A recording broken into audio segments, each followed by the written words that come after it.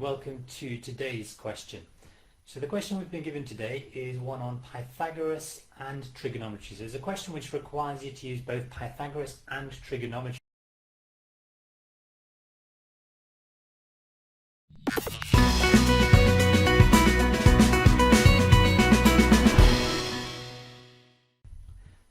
Right, so here's our question. So we need to find the value of x. Okay, so the question is to find x. Now, if you want to pause the video, now would be a good time, and if you want to try it on your own, have a go on your own and then check your answer at the end. Otherwise, follow along with me.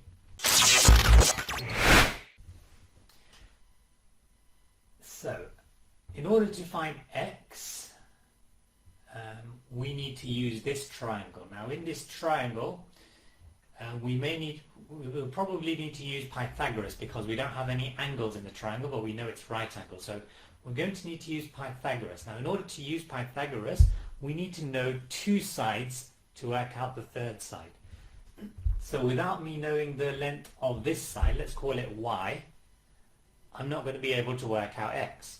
So now let's concentrate on the triangle on the bottom. I have a length and an angle. It's a right angle triangle.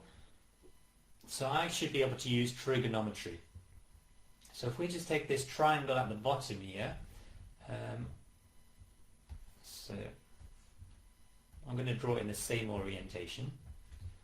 So we have a 48-degree angle here. We have 1.2 centimeters here, and we have y. So we want to use basic trigonometry, Sohcahtoa.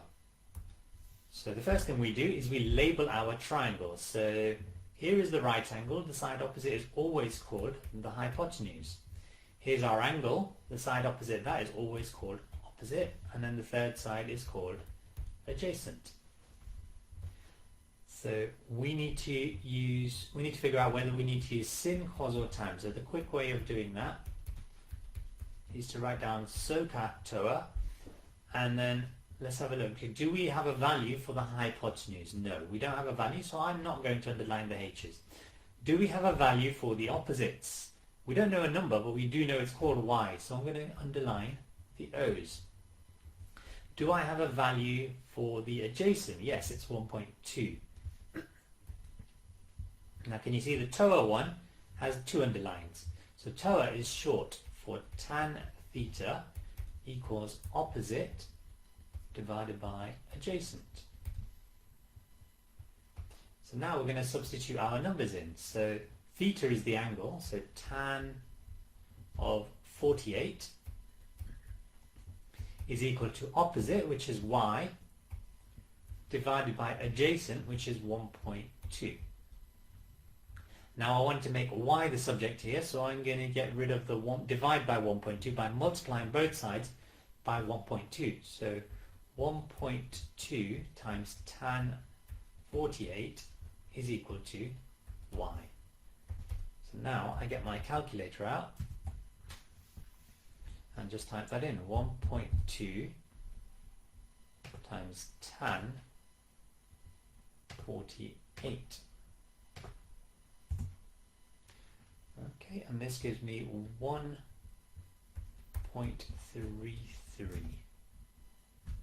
to 2 decimal places. It's 1.33 centimeters. So now that we know the value of y, let's draw the triangle on the top.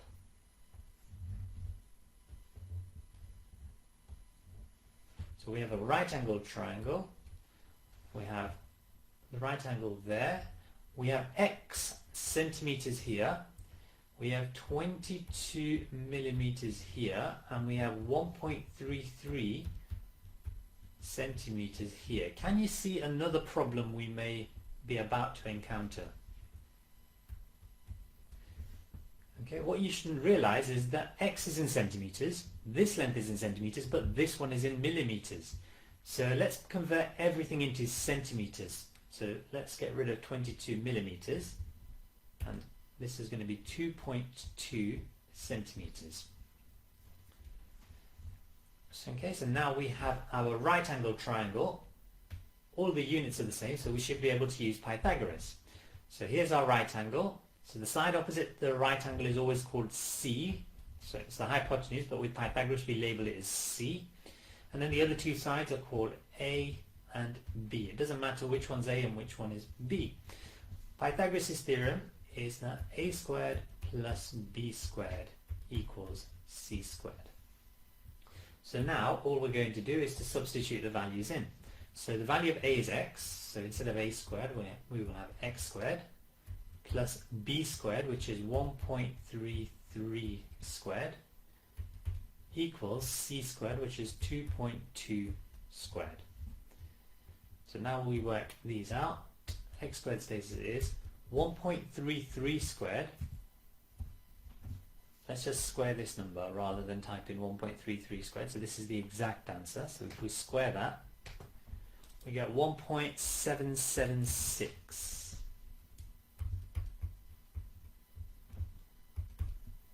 Okay, and then 2.2 squared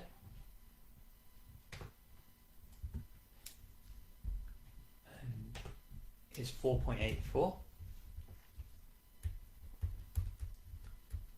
So now I need to know what x squared is equal to. So x squared is equal to 4.84, and then we get rid of this number, so we're going to minus the 1.776. So 4.84 minus 1.776. So that's minus 1.776.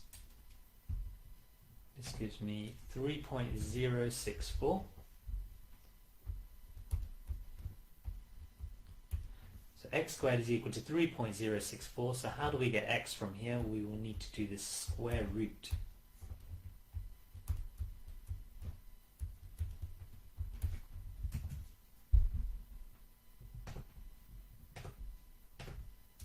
And to two decimal places, that's 1.75. And that's centimeters. Okay, and that's how you would answer that question.